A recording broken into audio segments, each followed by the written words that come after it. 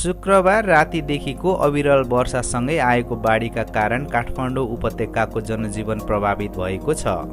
सबैभन्दा धेरै भक्तपुरको मनोहरा किनार तथा ललितपुर र काठमाडौँको बागमती किनारमा बाढीको असर परेको छ। साथै बल्खु स्थित तरकारी बजार र त्यसका आसपासका ठाउँहरूमा पनि बाढीको असर परेको छ। पानी परिरहेको र नदीमा जल सतह बढिरहेकोले हालसम्म क्षतिको विवरण आउन सकेको छैन।